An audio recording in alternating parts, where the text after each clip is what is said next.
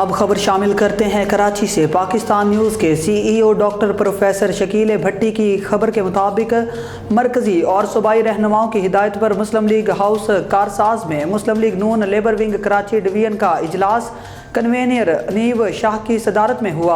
اجلاس میں سیکرٹری محبوب الہی رہنما پی آئی اے بھی موجود تھے۔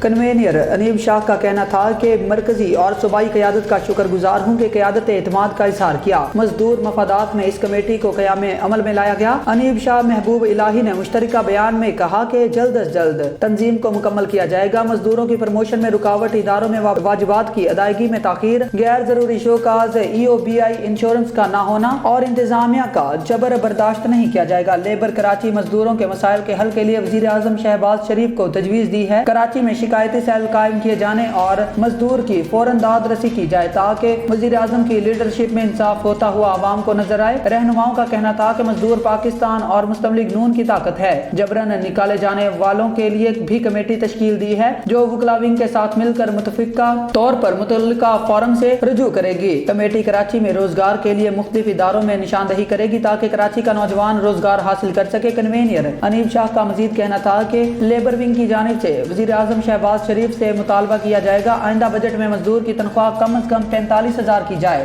اور اس کے عمل درآمد کے لیے ہر شہر میں مانیٹرنگ کمیٹی بنائی جائے۔ مالکان کی جانب سے تنخواہ پوری نہ دینے پر 1 لاکھ سے 5 لاکھ تک جرمانہ کیا جائے۔ اس موقع پر سینئر رہنما شیخ غلام باری کے پی ٹی سے آصف مقدم اور دیگر اداروں سے اجبرین خان، سمین منان، سہیل اسری، حسین بخش جوکھیو، قربان قرائی، زبیر جلالی، ریحان شاہ اور vice chairman UMWU federation Pakistan Nadeem Siddiqui نے بھی اپنے خیالات کا اظہار کیا۔ اس موقع پر دیگر رہنماؤں نے آن لائن زوم میٹنگ پر شرکت کی۔